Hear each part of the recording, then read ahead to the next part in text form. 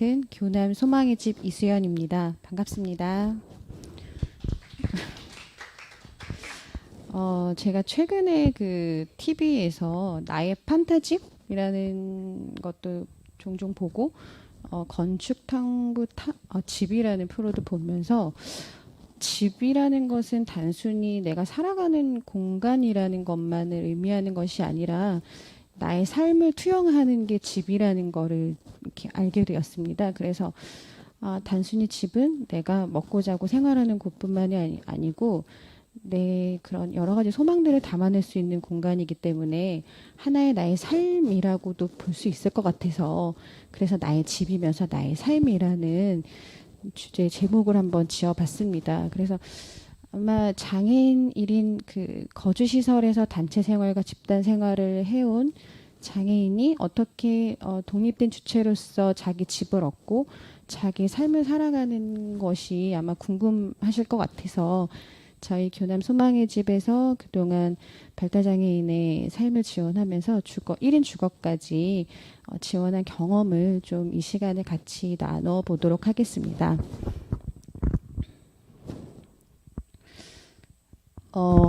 저에게 의뢰될 때 주제는 이거였습니다.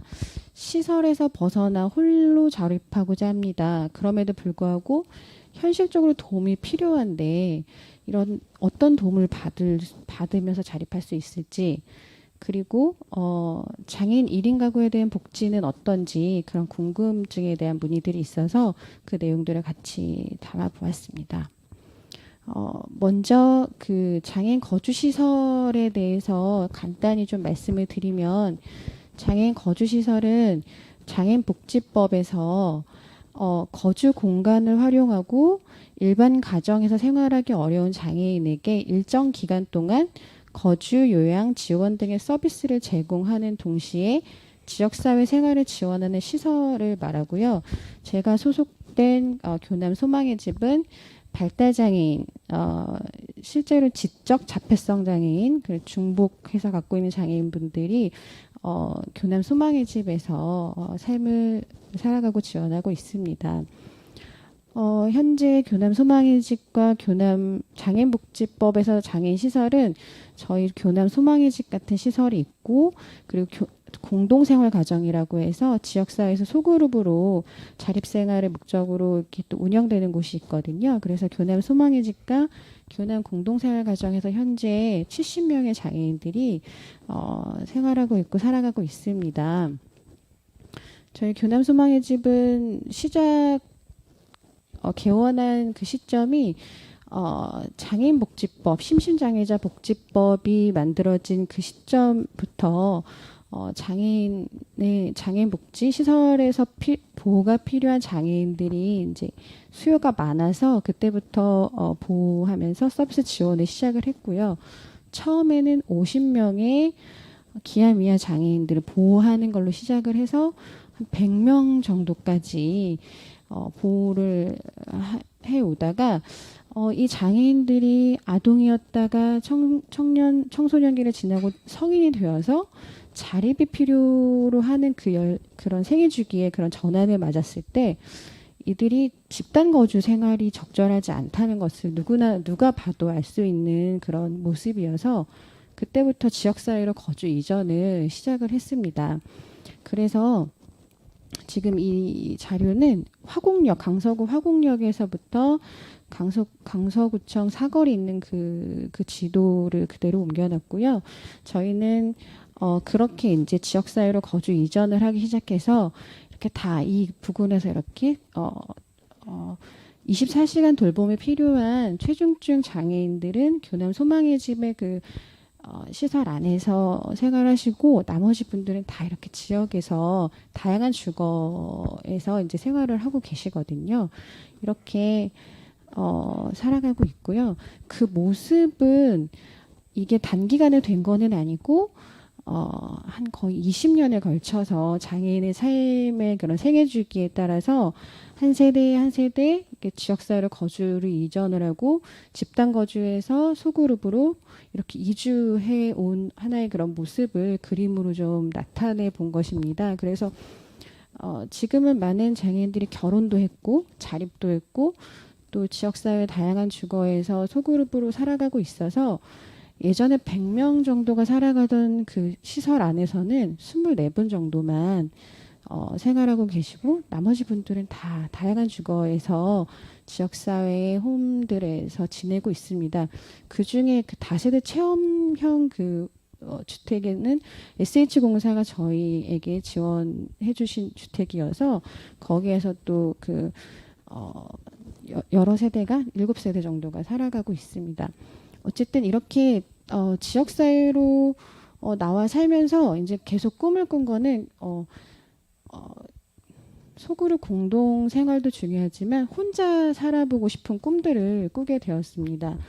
남들처럼 직장 생활도 하고 있고 결혼을 꿈꾼 사람은 또 결혼을 하신 분들도 있고 근데 결혼을 하지 않았는데 이제 계속 그 자립을 꿈꾸는 분들은 이제 혼자 사는 것들이 실제적으로 필요해서 그러면 이분들에게 혼자 살 수 있도록 계속적인 그런 지원들을 하게 되었고요. 그렇게 지원한 세대가 지금 5세대 정도 지금 혼자 1인 독립 세대로 지금 살고 계시고요. 이렇게 결혼 세대나 1인 독립 세대는 사실 소망의 집의 그런 지원 범위를 벗어난 분들이시지만 그래도 계속적인 지원이 필요로 하기 때문에 계속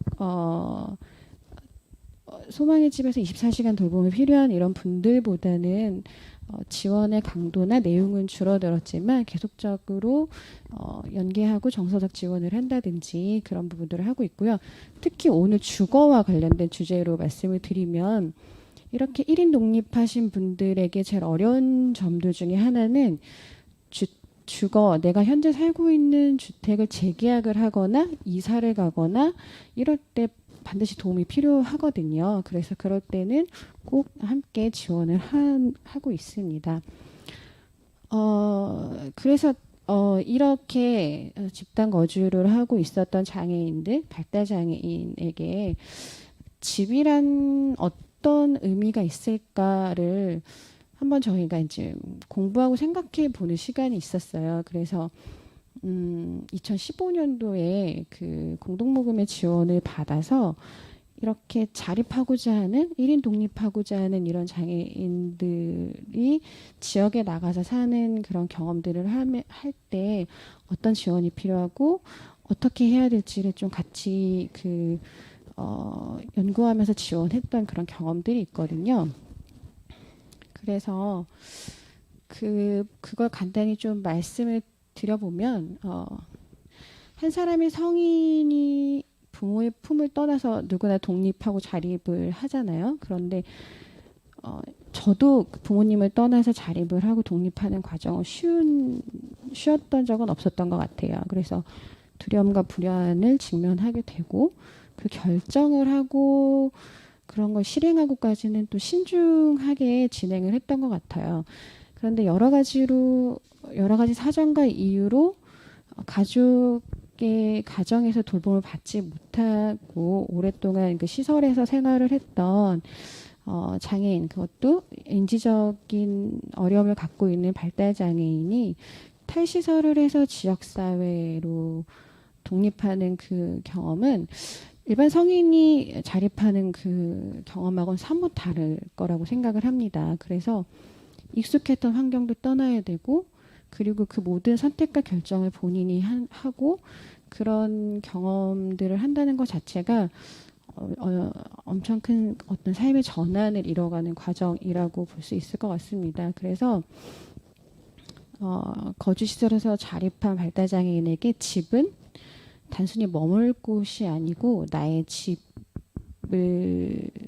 집에서 사는 경험을 하면서 새로운 안정감을 느끼고 그리고 평범한 매일의 일상을 살아가는 것을 의미하기 때문에 기관을 통해서 주거 공간을 제공받고 지원받는 것과는 분명한 차이가 있는 것은 확실한 것 같습니다. 경험을 통해서.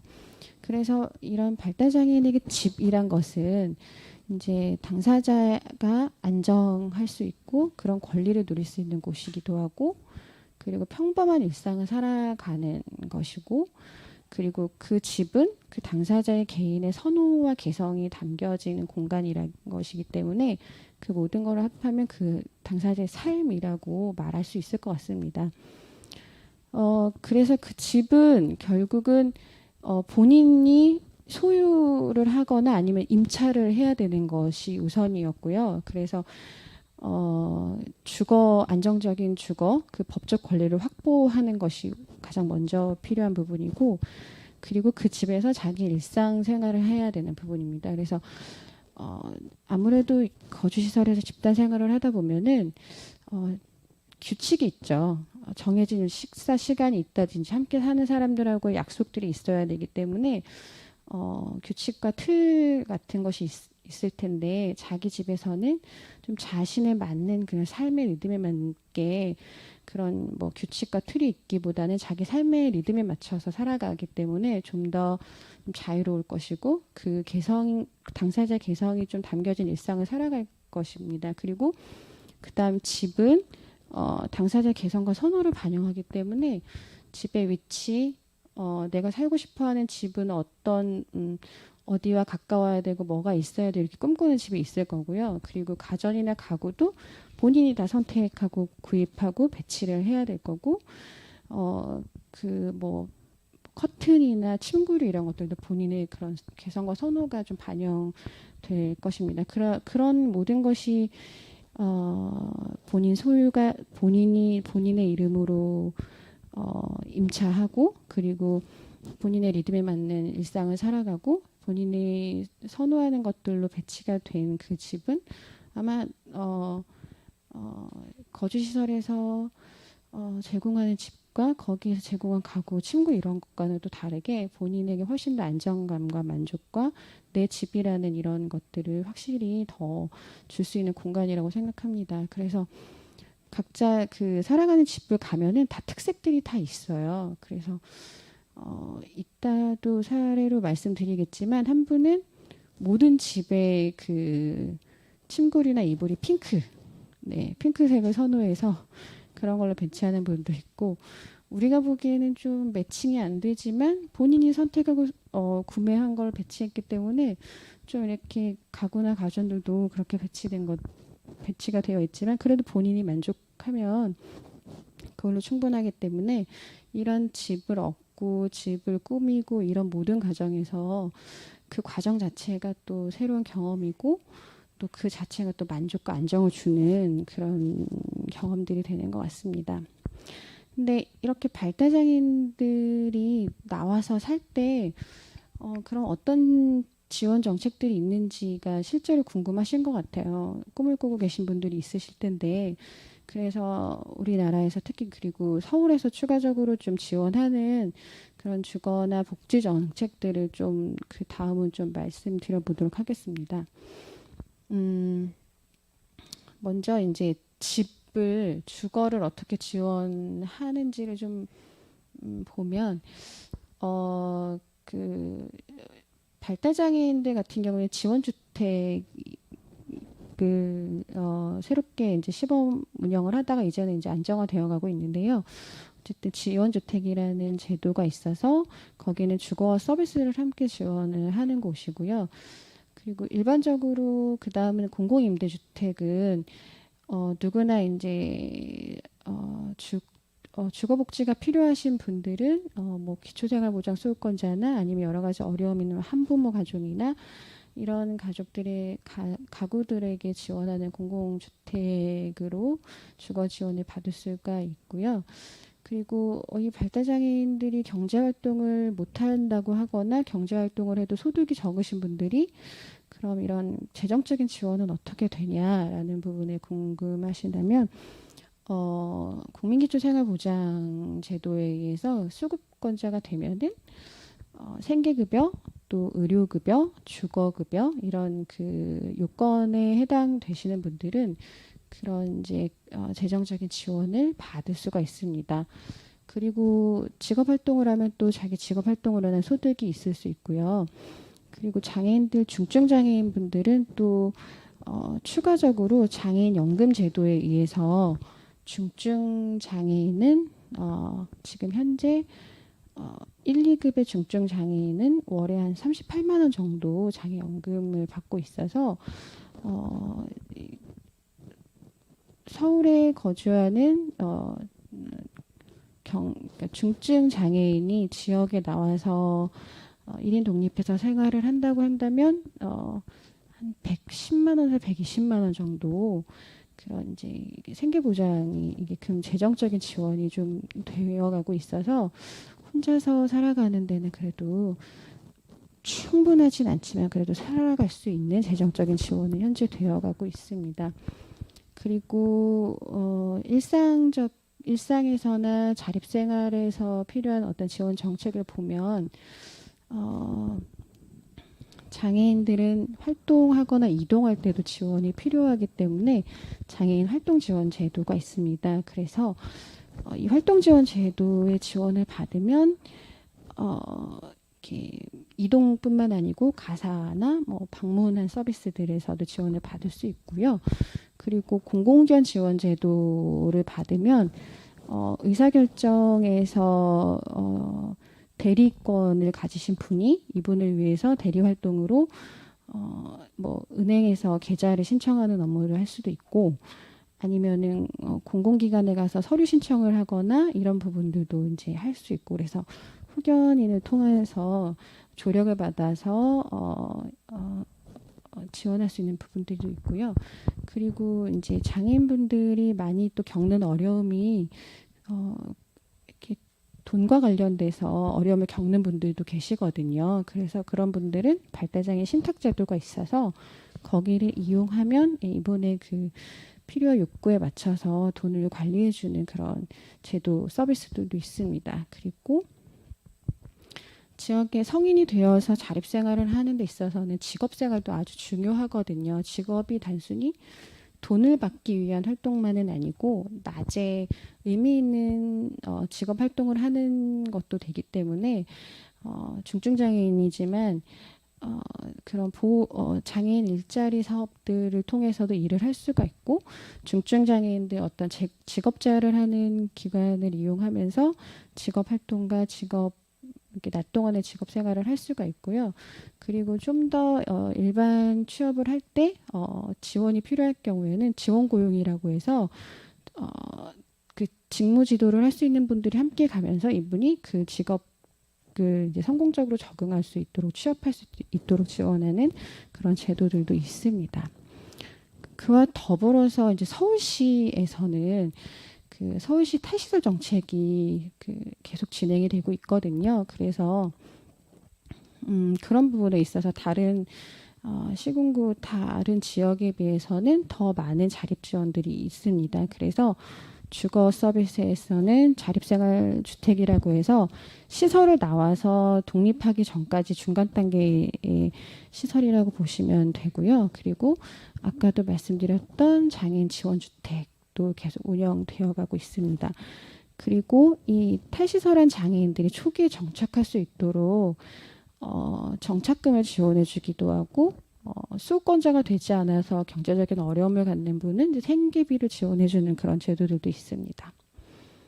그래서 자립해서 살 때 그러면 어디서 살 것인가를 결정을 할 때 여러 가지 그 주거 복지 정책이 있는데 영구임대주택, 기존주택 뭐 매입 임대가구 그리고 기존주택 전세임대 장애인 공동생활주택 특별공급 알선 이런 제도가 있어서 이 중에 본인이 선호하고 그리고 이제 본인이 이제 다양한 주택을 가보고 좀 결정할 수 있을 것 같아요. 근데 이런 주택들은 소득의 제한이 있기 때문에 이 범주 안에 들어와야지만이 그 저렴한 임대료에 그리고 안정된 그런 주거를 지원을 받을 수 있습니다.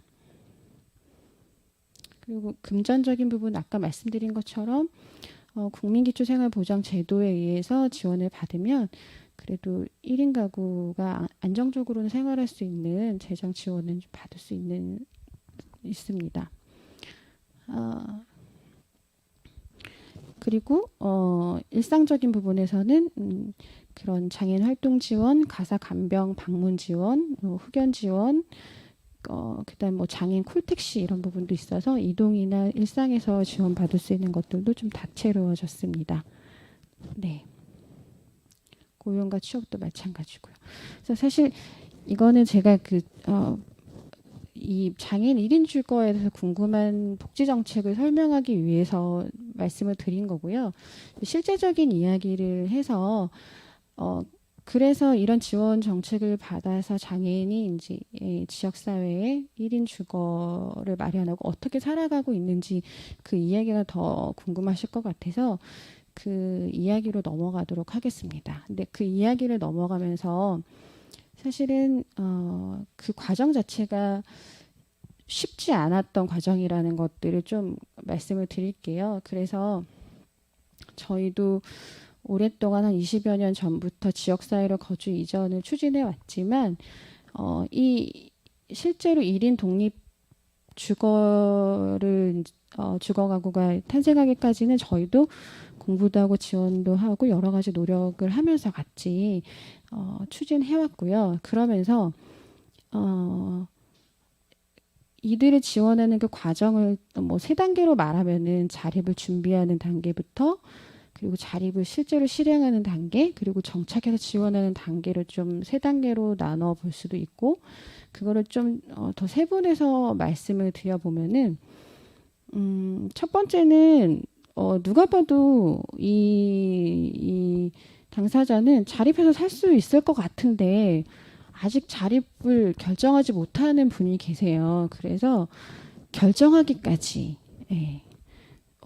좀 시간들이 좀 걸렸던 것 같아요. 예전에는 시설에서 퇴소하는 사유들이 결혼해서 자립하는 분들이 있으셨는데 나는 결혼할 배우자도 없고 그냥 있으면 그냥 여기서 사는 게 익숙해질 수 있어요. 지원해 주신 선생님도 있고 생활도 안정적이고 그리고 공동생활도 오랫동안 적응해서 살았기 때문에 이렇게 사는 게 불편하지 않을 수 있거든요. 그래서 내가 혼자 살아간다는 거를 결정하기까지가 가장 큰 첫 관문인 것 같았습니다. 그래서 첫 번째는 이제 자립을 결정을 했고요. 자립을 결정하고 나면은 집을 알아보는 것부터 해서 어떻게 살지를 세부적으로 또 의논을 해야 되기 때문에 그런 당사자 의견을 다 담아서 그 사람에게 맞는 자립을 위한 이제 계획들을 세워가고요. 그리고 그거를 계획을 하면서 나는 혼자 살면 어떤 도움이 필요하다라는 것들도 또 좀 같이 확인하면서 나가는 단계가 또 필요하고요. 그 다음에 이제 재정적인 것들을 같이 점검을 했습니다. 그래서 지금까지 모아놓은 돈이 어느 정도고, 그리고 나가서 살면은 이제 어느 정도 지출이 발생하고, 그 다음에 어떻게 이제 계획을 할지에 대한 것들도 같이 의논하는 시간들이 있고요. 그리고 중요한 건 이제 직접적으로 집을 구하는 시간들이거든요. 집을 구할 때 많은 좀 시행착오를 겪었고 한 분은 재정이 넉넉치 않아서 원하는 집을 얻는데 6개월이 걸렸어요. 부동산에 이제 집을 뭐 어느 정도 재정 규모 범위 안에서 위치는 어떤 곳에 주변 환경은 어떤 집을 원한다라고 이야기를 하고 처음에 그 금액에 맞춰 재정에 맞춰서 집을 알아보러 가봤더니 반지하에 주변에 이제 환경이나 이런 것들이 좀 적절하지 않아서 선호하지가 않았어요. 그래서 원하는 집을 얻기까지 이분 한 6개월 정도 걸리신 분도 계셨어요.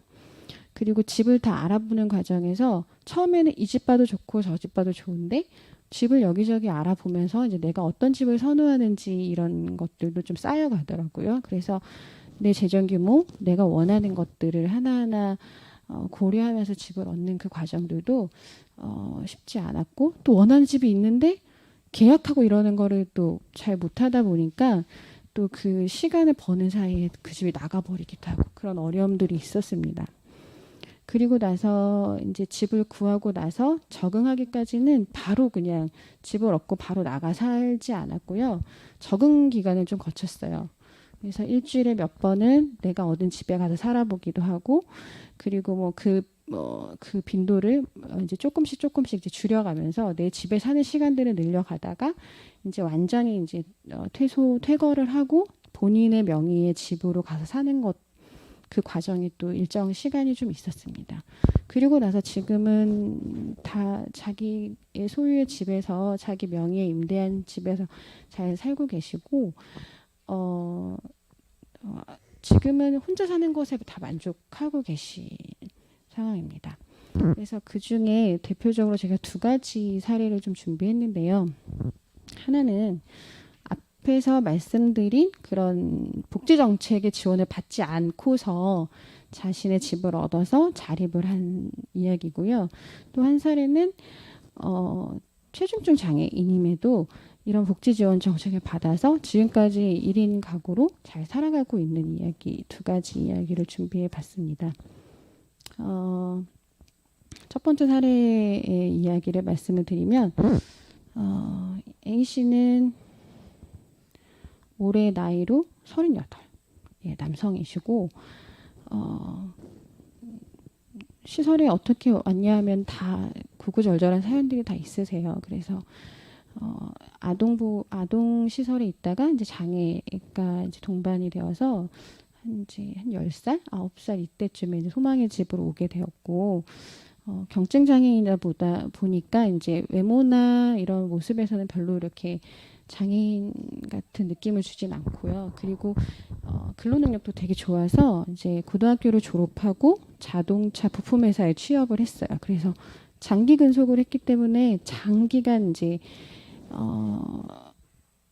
일을 안정적으로 유지했기 때문에 자산도 상당히 많이 모아 놓은 상태였어요. 그래서 이분이 자립을 할 때 2016년에 이제 1인 주거 자기 집을 마련해서 나갔는데 그때 한 8천만 원 정도를 모으셨어요. 그래서 저희가 직원들도 저도 그 정도로 이제 자산을 모으지 못했는데 그만큼 자산을 모을 정도로 정말 성실하고 자기 관리를 잘하시고 또 이렇게 급여를 받으면 되게 열심히 돈을 저축을 하시는 그런 분이었어요. 그래서 그분이 나갈 때는 이제 자기 소유의 자기가 법적인 권리를 갖는 그 집을 얻게 되었고 처음에 2016년도는 평소에 살던 저희 그 소망의 집 근처에 있는 집을 얻어서 살았어요. 그러다가 직장이 구로구 쪽에 있어서 한번 집을 이사를 할 때는 직장 근처로 이사를 가봤어요.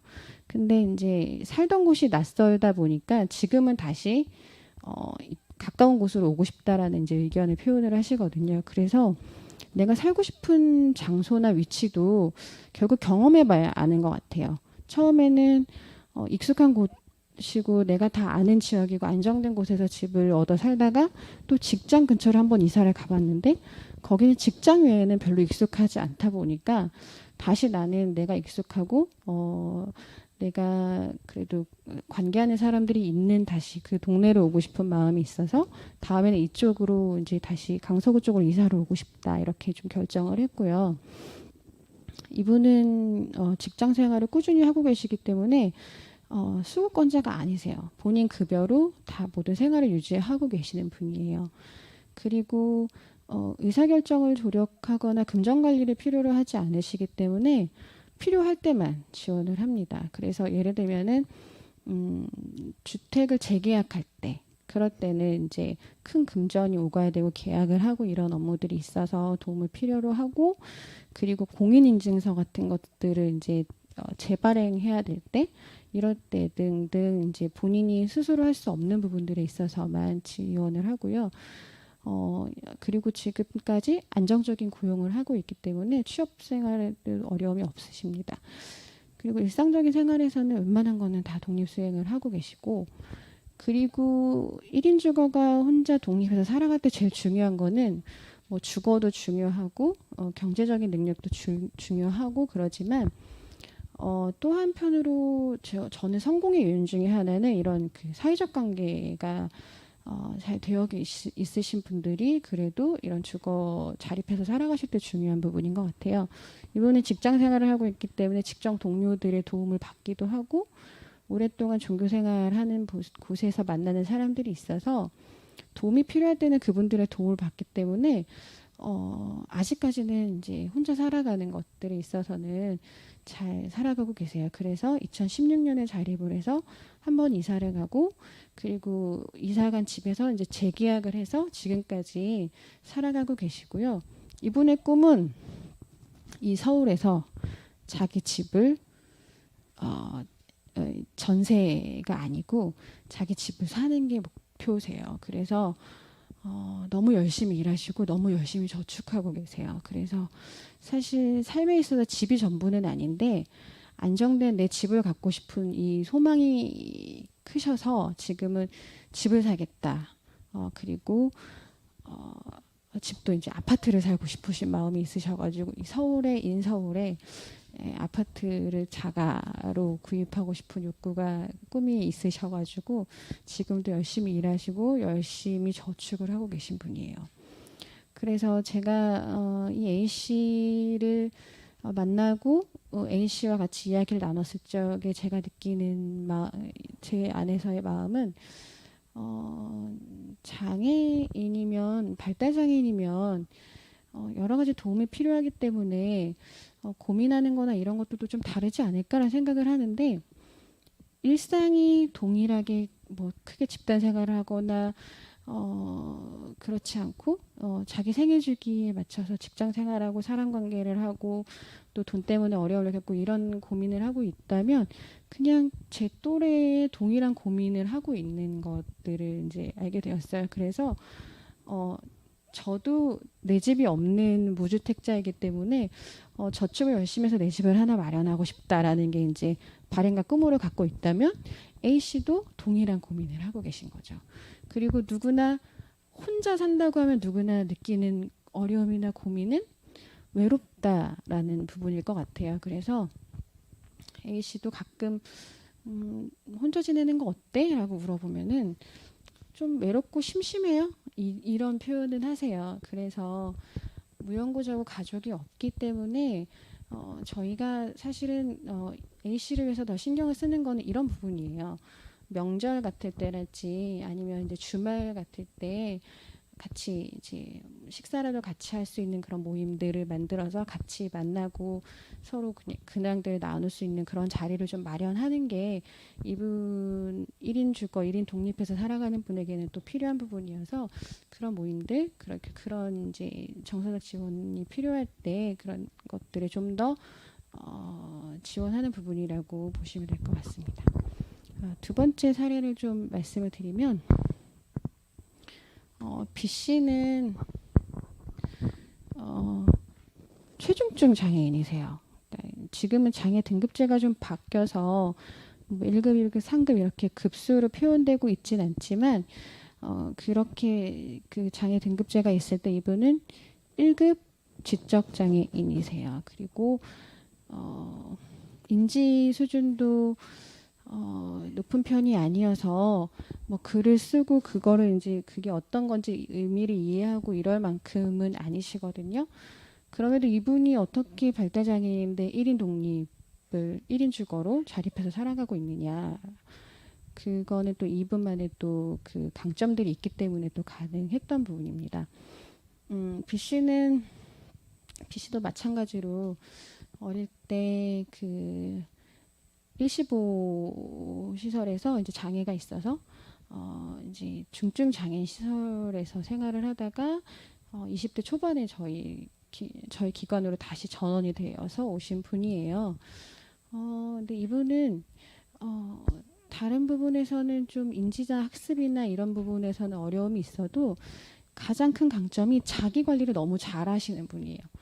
이렇게 씻고 뭐 이렇게 자조 기술이 좋은 분이고 그리고 뭔가 이제 자기에게 필요하다고 하는 거면 습득을 하면은 정확하게 다 그걸 수행을 하시는 분이에요. 그래서 이분은 처음에는 이제 직업적인 생활부터 시작을 했었고 그리고 저희의 그 다양한 주거 형태 안에서 이제 지역 사회에 있는 게 소그룹 홈에서 살면서 요리하고 청소하고 가전제품을 이용해서 생활하는 것들은 이제 계속 일상 안에서 그런 것들을 경험을 하면서 혼자 할 수 있는 것들이 되게 많아졌어요.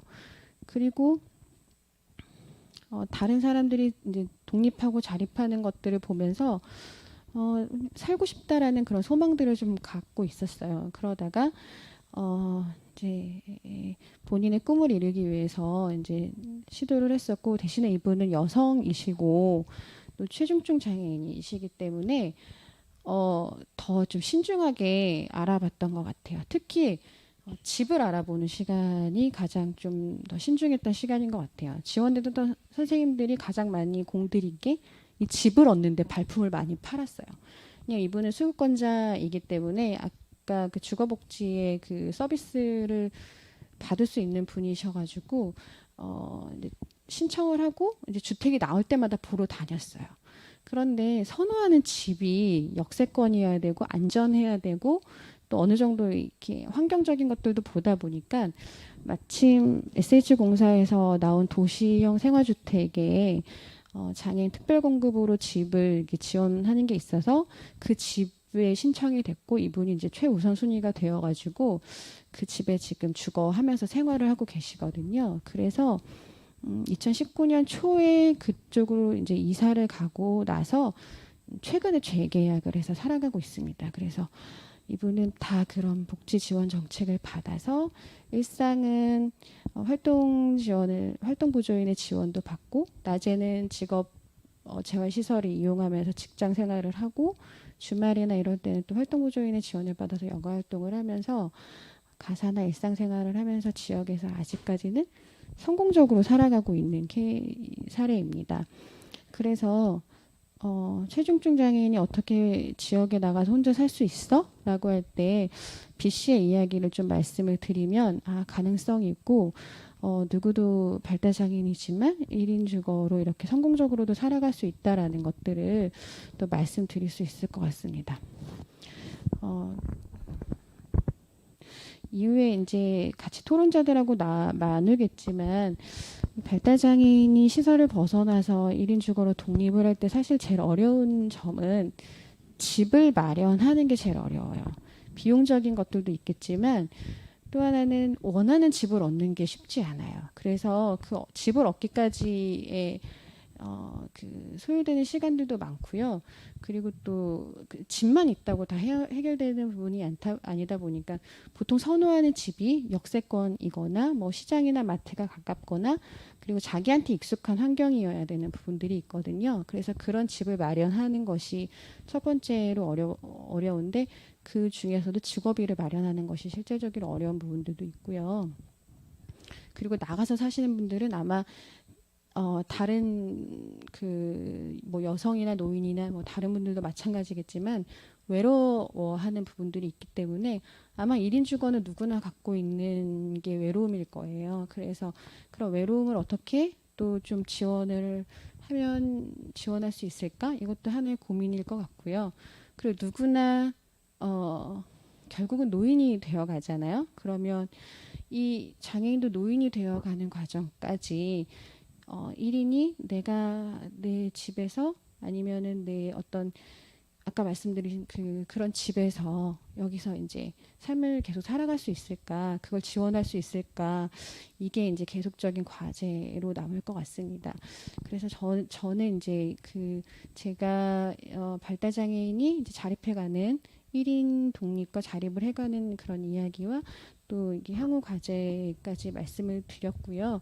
이후 토론자들과 아마 지금 현재 장애인 1인 주거, 1인 독립하는 그런 독립을 지원하는 과정에서 독립하기까지 아마 이제 사회적인 이슈가 되는 부분들은 조금 더 이야기를 좀 나눌 수 있을 것 같습니다.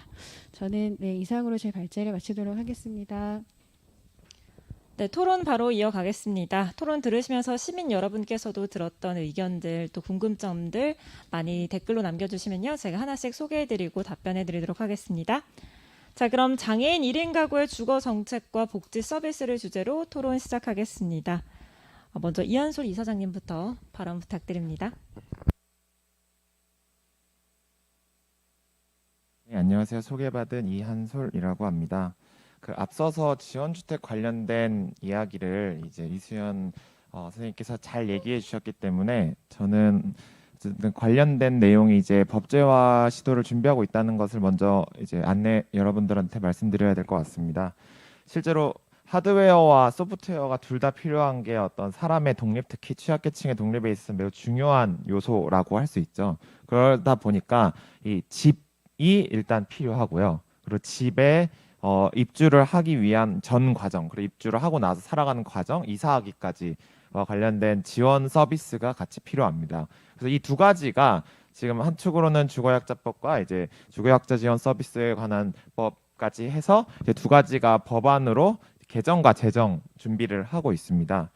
이 부분은 실제로 굉장히 당연하게 제공돼야 되는 제도적 보완이라고 생각을 하고요.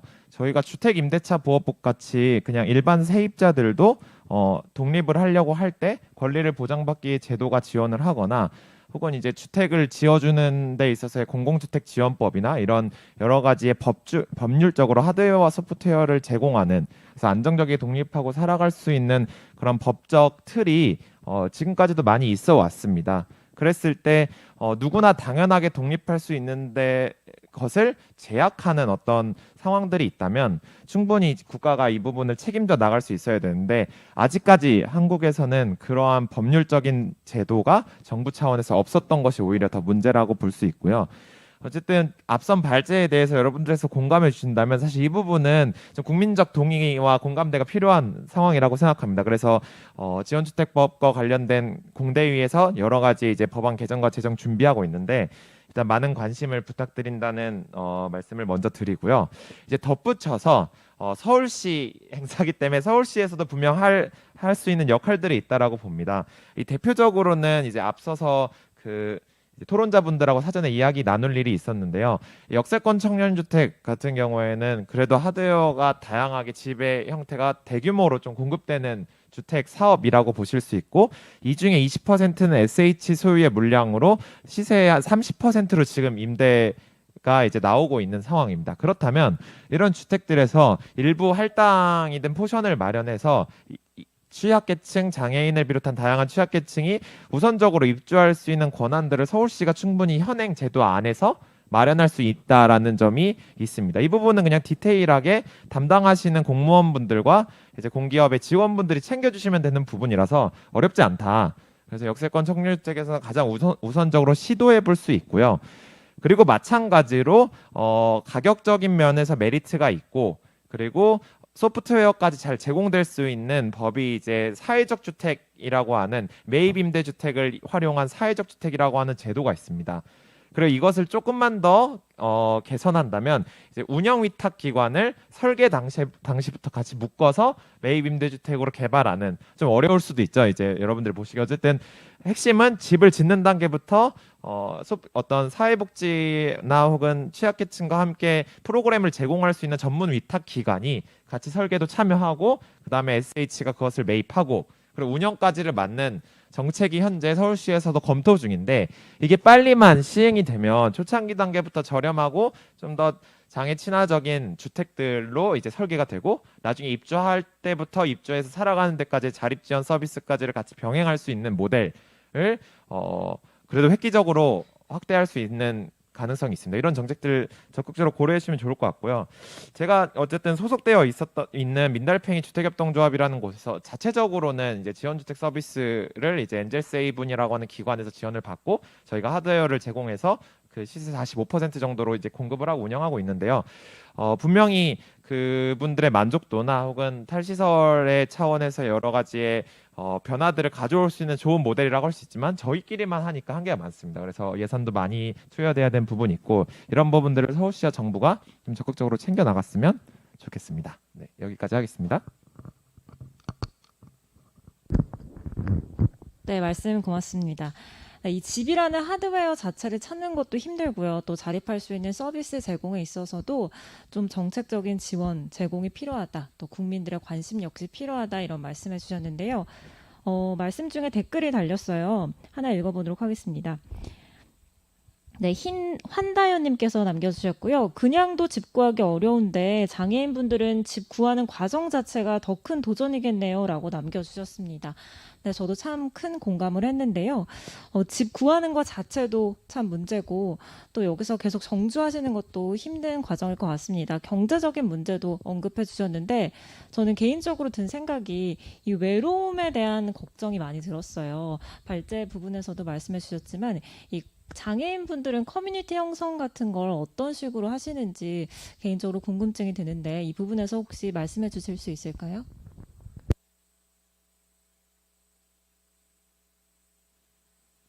네, 장애인권 발바닥 행동에서 활동하면서 사회복지법인 프리웰의 대표이사를 맡고 있는데요. 저희 법인에서 이제 그 혼자 이제 1인 가구로 사시는 지원주택에 입주한 사람들을 지원하는 사업을 하고 있습니다. 말씀하셨듯이 이제 장애인이건 누군건 간에 지역사회에서 1인 가구로 살았을 때 우리가 제일 우려하는 게 이제 외로움이나 이제 관계의 어떤 문제. 그래서 시설에서 나와서 지역사회로 자립을 했지만 지역사회에서 또 이렇게 고립되는 게 아니냐 이런 우려들 많이 하잖아요. 그래서 이제 저희도 그 지원주택 안에서 그런 부분들이 이제 좀 사실 많이 이제 걱정이 이제 됐었습니다. 그리고 실제로 연구한 보고서의 내용에 보면 이제 저희 지원주택에 입주한 사람들 그리고 또 다른 자립한 사람들을 분석을 해보니까 이 관계가 유료 서비스를 제공하는 유료 관계자들은 다수가 늘어났는데 그냥 인간관계들은 이렇게 늘어나지 않는다라고 하는 보고 내용이 있어요. 근데 그건 이제 우리나라만 그런 게 아니라 왜 해외에서도 그렇더라고요. 그래서 사실 우리가 사람들이 지역사회에 산다는 것이 무언가, 통합한다는 것이 무언가 이런 것에 대해서 사실 근본적인 이제 고민을 할 수밖에 없는데 어쨌든 우리 법인이 지원하고 있는 그분들은 어쨌든 지원 그룹이 있잖아요. 이제 우리 법인과 같은 그러니까 우리 법인에서 계속적으로 이제 그런 지역사회와 통합하는 방법들을 고민해요. 뭐 간단하게는 지역 주민자치회도 이제 우리가 제안하기도 하고 해가지고 지역 주민들하고 자치회도 열고 지역 주민들하고 함께하는 작은 행사들도 해보고 그리고 이제 지역에서 종교든 뭐든 어떤 멤버십이든 갖게끔 계속 이렇게 참여시키는 방법들도 쓰고 그러긴 하거든요. 그러나 여전히 이제 부족하다 이런 부분을 말씀드릴 수밖에 없고 외로움뿐만 아니라 사실 이제 관계나 외로움의 문제도 크고요.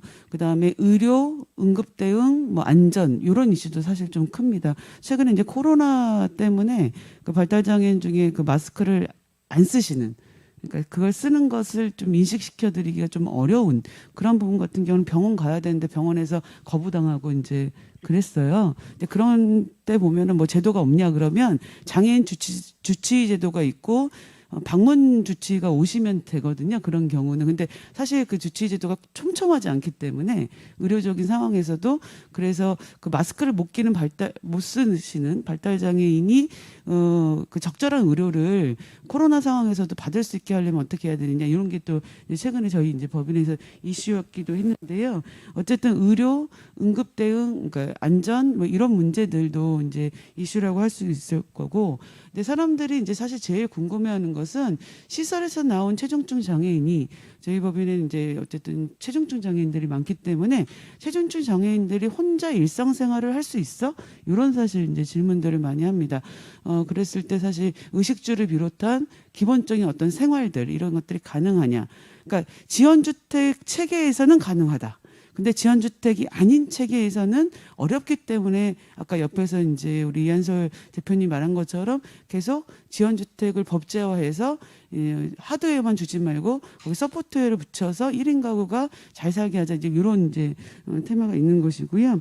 그리고 사실 제가 이제 이 토론의 제안을 받았을 때 1인 가구라고 하는 것이 사회적으로 1인 가구라고 하는 것이 그 장애 쪽에서 보면은 혼자 사니까 불안해. 혼자 사시니까 걱정돼. 이런 뉘앙스가 약간 느껴졌었거든요.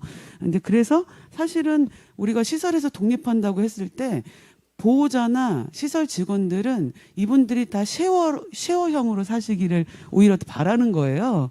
근데 저희가 그러니까 저희는 단독 가구, 그러니까 독립 1인 가구도 있고 쉐어 가구들도 있는데 당사자분들은 1인 가구를 더 선호하시는 거예요. 사실은. 그러니까 이제 우리가 사실 안전의 이데올로기라든지 어떤 보호의 이데올로기 측면에서는 이제 장애인은 누군가 항상 같이 살아야 될 것 같다라고 하는 이미지가 이렇게 조금 강하게 있는데 실제로 당사자분들은 지금의 이제 청년계층이나 이런 분들도 마찬가지일 것 같은데 이제 1인 자유롭게 사는 것을 오히려 더 선호하고 1인 가구로 살면서도 복지와 안전이 이제 되는 체계가 더 좋겠다 이런 생각을 좀 합니다. 그리고 사실 이제 저희가 이제 지금 발제도 그렇고 저도 그렇고 이제 발달 장애인들 위주로 좀 많이 말씀을 드렸는데 발달 장애인 말고 이제 저희 이제 장애인 복지법상의 장애인 범주가 15가지가 있고 그 중에 이제 신체 장애, 그다음에 시청각 감각 장애, 그다음에 이제 뭐 내부 장애, 그리고 또 이제 정신적 장애, 정신장애인, 발달장애, 뭐 이렇게 그런 이제 영역들이 되게 다양합니다. 그런 영역들마다 1인 가구 갖고 있는 이슈가 좀 사실 좀 달라요. 그래서 예를 들면 이제 신체 장애인 같은 경우는 혼자 있을 때 화재가 난다거나, 근데 사실 이제 휠체어 타시는 분들이 화재가 발생했을 때 이렇게 안전하게 대피하는 그런 것들 구조가 사실 잘 안 돼 있어요. 한국의 임대주택에도 잘 안 돼 있거든요. 공공임대주택에도. 그러니까 그런 문제들에 대해서 민감한다든지 아니면 혼자 있는 시간에 예를 들면 위급한 상황이 됐는데 누가 구급대원이 왔는데 문 못 열어. 문 와서 열어줄 수가 없는 구조이죠. 그러니까 해외에서는 열쇠 보관 상자를 따로 이렇게 좀 둔다든지 그런 경우에 대해서 본인과 합의하고, 그래서 응급 대원이 왔을 때는 그 열쇠 보관 상자에서 문을 따고 들어갈 수 있게 한다든지 뭐 이런 식의 여러 가지 제도들이 있는데 이게 약간 이제 디테일한 그런 부분들에 대해서 없고, 제가 아는 우리 혼자 사시는 언니께서는 한여름 막 열대야 막 이럴 때 선풍기도 안 틀고 주무셨어요. 왜냐하면 혼자 있을 때 화재가 나면 이 이제 임대 아파트에 나 때문에 화재 나면 다른 사람도 다친다 그러면서 이제 본인이 혼자 그 열대야를 견디시다가 끝내는 이제 칠신하셔가지고 병원 가고 이러면서, 사실은 그런 것들은 부족한 서비스 때문이거든요. 그러니까 주거 문제보다는. 그래서 이제 활동지원 제도를 보충해야 된다고 인권위에 진정도 하고 뭐 이제 이런 일들이 있었는데요. 그래서 이제 신체장애인 이슈와 관련해서는 이제 응급지원이라든지 안전 문제가 제일 크고, 장애 여성 같은 경우도 실제로 저희 장애 여성 단체 중에서는 장애 여성이 혼자 사는 줄 아니까 이제 지역 이제 어떤 분들이 계속 이제 뭐 배를 누르고 이렇게 계속 이렇게 뭔가 이상한 행동들을 한다든지 이런 일들에 노출되는 빈도가 높다든지 뭐 이런 문제들이 좀 이슈가 있어요. 그리고 시각과 청각 장애인들 같은 경우는 위험 신호를 우리가 이제 보내는 게 무슨 소리나 뭐 이렇게 경보기나 뭐 여러 가지 방식이 있는데, 그런 것들이 시각 청각 장애인들한테 맞는 이런 위험 감지 기구들 같은 것들도 사실 보급되지 않고 있기 때문에, 개인이 사야 되기 때문에 뭐 그런 문제들. 그러니까 사실 장애 영역별로 보면 1인 가구가 갖고 있는 좀 더 보완되면 훨씬 더 안전하고 훨씬 더 잘 살 수 있는 것들이 많은데, 그런 디테일함이 사실 한국 사회에 좀 없다, 이런 저는 문제점이 있다고 생각을 하고요. 어쨌든 우리 한국 사회가 1인 가구가 다수, 이제 장애뿐만 아니라 다수 늘어나고 있고, 특히 또 성인기 발달 장애인이 전국적으로 한 24만 명, 이분들 중에 2만 명 정도가 시설에 살고 있고 20만 명이 넘는 사람들이 부모가 고령이 되면 이제 앞으로는 거의 혼자 사실 가능성이 있는 인구이기 때문에, 뭐 발달 장애인 말고도 많기 때문에 1인 가구에 대한 지원 체계라든지 이런 것들을 좀 더 디테일하게 볼 필요가 있다, 이런 말씀을 드리고 싶습니다. 네, 말씀 고맙습니다. 이 관계 형성 문제뿐만이 아니라 의료적인 문제도 언급해 주셨고요. 또 이 장애 유형별로 느껴지는 다른 어려움들에 대해서도 설명해 주셨습니다. 댓글도 남겨주셨는데, 환디연님께서 하드웨어 측면에서 장애 유형에 따라 어떤 보조가 필요한지 궁금합니다라고 남겨주셨습니다. 아무래도 다양한 장애인분들이 있기 때문에 유형별로도 궁금증이 생기시는 것 같아요. 저는 특히 실제로 장애인분들이 1인 가구를 더 선호한다는 점에서 조금 놀랐어요. 아무래도 보호를 받고 싶어 하실 줄 알았는데 그런 부분에 대해서 저는 개인적으로 반성하는 시간도 가졌습니다. 비슷한 댓글 남겨주신 분 있어서 하나 더 읽고 갈게요. 란영님께서 남겨주셨고요. 오늘 이야기를 쭉 듣다 보니 장애인분들에 대한 이야기는 더욱 사회적 관심이 필요하다는 생각이 들었습니다. 저 역시 장애인분들은 누구랑 꼭 같이 있어야 한다는 생각이 은연중에 들었던 것 같아요. 라고 남겨주셨습니다. 네, 다양한 문제점들 이야기해 보고 있는데요. 그럼 이어서 우리 이범재 이사장님께서도 한 말씀 부탁드립니다.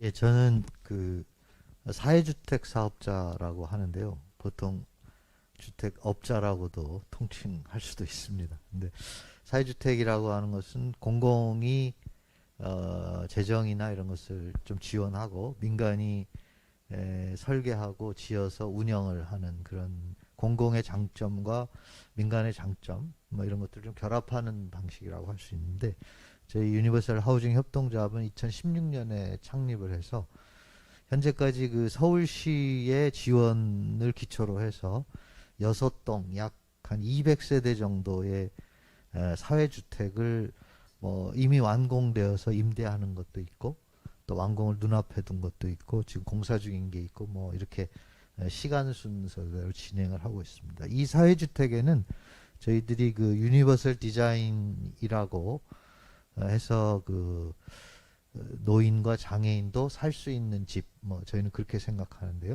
누구나 살 수 있는 집 이렇게 표현할 수도 있겠습니다. 그런 집을 저희가 짓고 있습니다. 그리고 또 다른 한편에서는 아까 매입형 임대주택에 대한 얘기가 나왔는데 SH나 LH가 짓고 저희들이 운영만 하는 이때는 저희가 뭐 디자인 설계에 참여할 수는 없기 때문에 하드웨어적인 것은 정해져 있고 그것을 단순하게 운영하는 그런 사회적 주택이라고 저희는 부르는데 그것 또한 6개 동에 100여 가구를 현재 임대 운영을 하고 있습니다. 이 중에는 최근에 그 노원구에 LH하고 도봉구인 것 같습니다. 도봉구가 같이 해서 한 해심당이라는 노인을 위한 임대주택도 저희들이 관리를 시작을 하고 있습니다.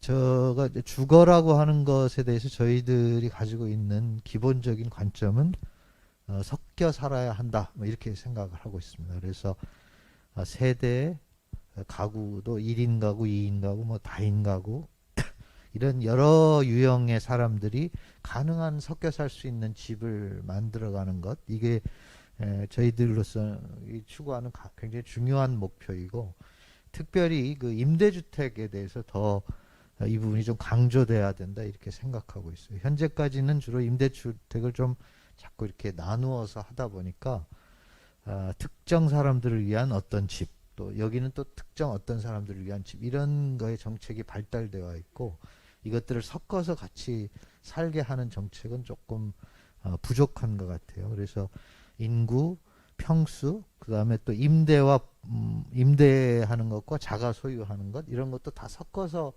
해보는 방식에 대해서 저희들은 저희 생각에는 한국의 이 정책 결정이 좀 더 열린 자세로 가야 된다 이렇게 생각이 들고 궁극적으로 이렇게 섞여 사는 집을 만들어가기 위해서는 재원의 섞임 그러니까 이게 굉장히 중요하다고 생각해요. 그래서 현재 우리나라는 딱 나눠져 있습니다. 공공주택과 임대주택 이렇게 나눠 있고 이래서 이게 섞일 수 있는 가능성이 굉장히 적거든요. 그런데 뭐 역세권 청년주택 같은 경우는 약간 그런 게 있죠. 그 민간의 임대주택을 짓게 하고 용적률을 상향시켜주면서 그 중에 일부를 기부 체납을 받아서 공공이 운영하는 식으로 조금 섞여 있다고도 볼 수가 있는데 그래서 이런 재원, 공공자본과 민간이 함께하는 자본과 또 민간자본 이런 것들이 하나의 큰 규모 안에서 이렇게 서로가 생각하는 뭐 임대주택도 있을 수 있고 민간 임대주택도 있을 수 있고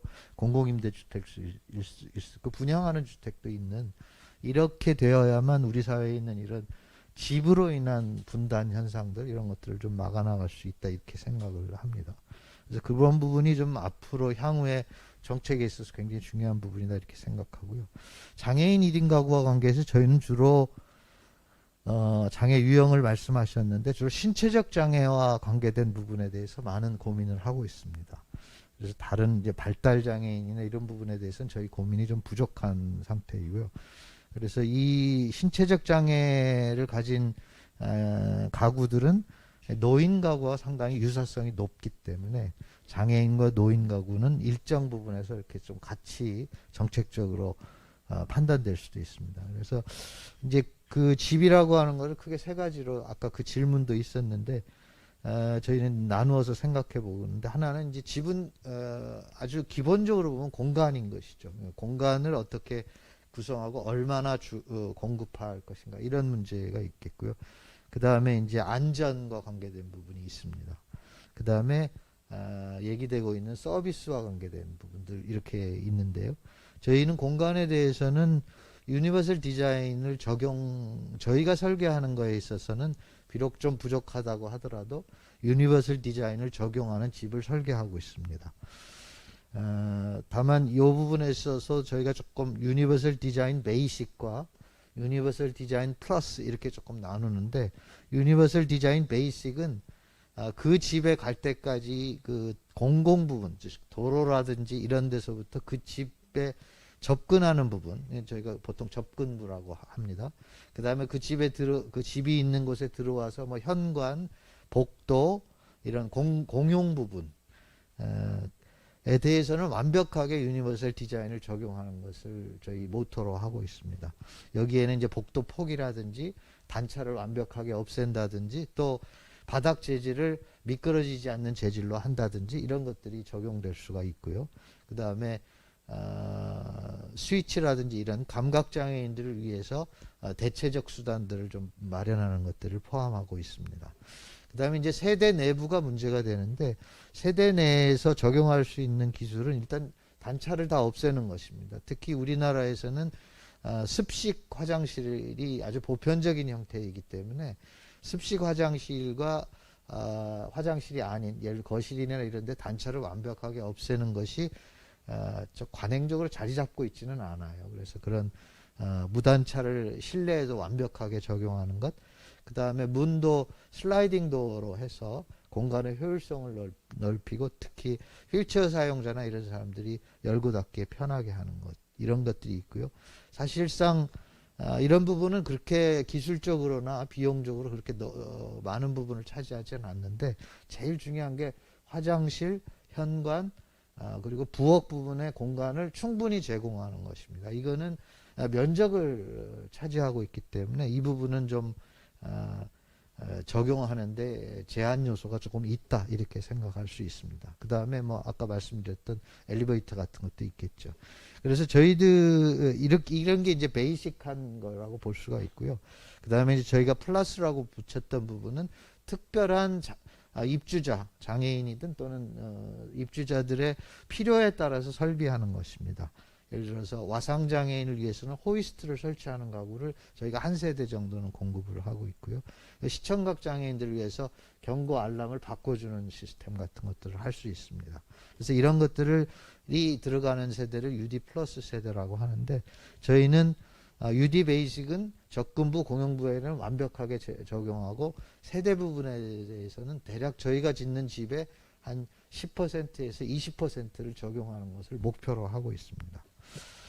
그래서 이 부분에 대해서 우리 사회도 아까도 말씀드렸지만 물론 다른 경우도 있지만 장애인 신체적 장애와 노인의 특성이 굉장히 유사한 면이 있기 때문에 몸 동작이 둔해지고 감각이 둔해지는 것들이 있습니다. 그래서 이거는 단순히 장애인만의 문제가 아니고 노인을 포함하는 우리 사회 인구 구성의 한 4분의 1과 관계된 부분이다 이렇게 생각합니다. 그래서 당장 공동주택을 짓는 것, 즉 공동주택, 정부나 지자체가 하는 공동주택에 대해서는 유니버설 디자인을 뭐 한 20%나 30% 세대 내까지 적용하는 그런 법규 개정이 이루어져야 한다 이렇게 생각하고 있어요. 그리고 이것은 이미 독일이나 이런 선진 사회에서는 이미 그렇게 건축법을 상향해서 하고 있습니다. 또 민간에서는 민간 임대 아파트나 민간 공동주택에 대해서는 이 부분을 법규로 바로 적용하기가 어렵다고 하면은 한두 가지 인센티브를 통해서 민간 사업자한테 혜택을 좀 주면서 역시 한 공동주택의 20% 정도를 이런 유니버설 디자인이 세대까지 적용되는 집으로 바꾸는 그런 건축법의 개정이 굉장히 시급하다 이렇게 생각이 들고요. 그렇게 될 수 있다면은 다양한 그 니즈를 가지는 장애인이나 이런 사람들이 집을 선택할 수 있는 어떤 이 선택의 폭이 굉장히 넓어질 수 있다 이런 생각을 갖고 있습니다. 그다음에 서비스와 관계된 얘기들이 나왔는데 저희는 서비스를 세 가지 정도로 분류해서 생각하고 있습니다. 하나는 이 좀 유료화된 서비스도 필요할 수 있다고 생각하고 있어요. 특히 노인들이나 장애인들이 다수가 포함된 공동주택이라고 한다면은 유료화된 서비스도 일부 제공될 필요가 있다 이렇게 생각하는데 우리나라의 공공임대주택에는 주거를 제외한 서비스에 대해서 유료적 비용을 청구할 수 있는 시스템이 없습니다. 그렇기 때문에 공동주택에 있어서는 사실 단순한 서비스 이런 걸 말고 서비스를 제공할 수 있는 기재가 없다 이렇게 말씀드릴 수가 있거든요.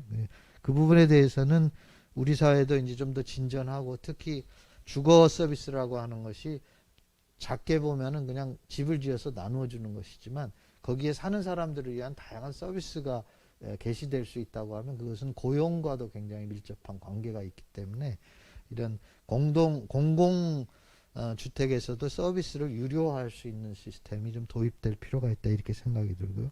두 번째 저희가 굉장히 강조하고 있는 것은 상호 돕기입니다. 그래서 지금까지 서비스라고 하면 서비스를 유료로 사거나 또는 공공이 제공하는 서비스를 이용하는 것이 이제 대부분의 생각인데 사실 아까 여러분이 말씀하셨던 외로움이라든지 이런 것들은 이런 유료적이고 또 공공적인 서비스 못지않게 같이 살아가는 사람들이 서로 많은 것들을 나누고 같이 함으로써 해소될 수 있는 부분이 굉장히 크거든요. 그래서 이런 상호 돕기를 통한 서비스의 창출 이런 부분에 대해서 고민을 많이 해야 한다 이렇게 생각이 들고 이런 상호 돕는 것들을 활성화시킬 수 있는 코디네이터나 커뮤니티 코디네이터나 이런 사람들의 양성 그들이 활동할 수 있는 기회를 제공하는 것 또 이런 주거 안에서 이런 공동활동 상호 돕기라든지 이런 것들이 이루어질 수 있는 커뮤니티 공간들이 적절하게 제공되어야만 할 거다 이런 생각이 듭니다. 그래서 저희로서는 이런 상호 돕기라고 하는 것을 굉장히 중요하게 보고 있습니다. 마지막에 이제 안전 서비스 같은 것들도 있을 수 있습니다. 예를 들어서 위급 상황과 관계된 부분, 또 위급하지 않더라도 위험한 것들을 낮추는, 그러니까 위험도를 낮추는 이런 부분들이 있는데 일단 위급 상황에 대해서는 사실 이거는 민간이 담당하기에는 조금 어려운 면이 있습니다. 연락을 받는다고 하더라도 사실 위급 상황에 민간의 개인이 그 부분을 대처하기가 어렵고 그래서 이 부분은 적극적으로 공공 서비스들, 공공 안전 서비스들, 예를 들면 119나 112나 이런 데하고의 연결을 해내는 이런 기술적인 노력, 측면 이런 것들이 예를 들어 비상벨을 누르면 119로 접속하고 119에서 대화를 나눌 수 있도록 하는 시스템 같은 것들이 적극적으로 도입돼야 된다 이렇게 생각을 하고 있습니다. 그래서 저희들이 짓고 있는 집에서는 이제 이 부분 중에 일부를 실현해 보고자 노력은 하고 있는데 여전히 좀 부족한 상태다 이렇게 말씀드릴 수 있겠네요. 네, 소중한 말씀 감사합니다. 말씀 중에 댓글이 달렸어요. 하나 소개해드릴게요. 란영님께서 달아주셨고요. 베이직과 플러스, 필요에 따라서 세심한 서비스를 제공한다는 점이 흥미롭네요. 우리나라도 유니버셜 디자인이 더 많이 보편화됐으면 좋겠습니다. 라는 의견 남겨주셨습니다. 네, 오늘 참 패널분들께도 그렇고 또 시청하신 시청자분들께도 참 뜻깊은 시간이 되고 있는 것 같은데요. 장애인 1인 가구가 가진 주택과 복지 서비스에 대한 이야기 나누고 있습니다. 그럼 마지막으로 이수연 팀장님께서 패널분들 이야기 들으면서 어떤 점 느끼셨는지 덧붙일 말씀 있다면 짧게 부탁드립니다.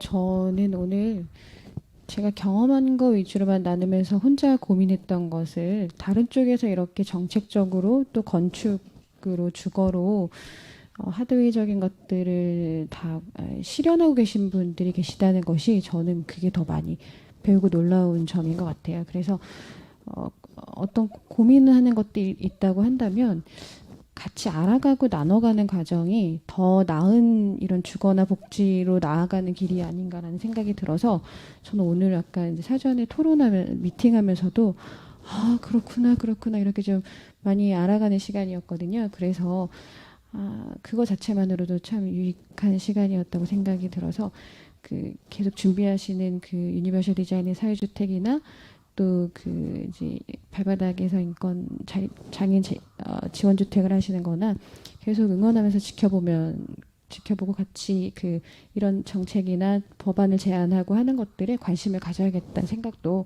같이 갖게 되었습니다. 네. 네, 고맙습니다. 토론 여기서 마무리하겠습니다.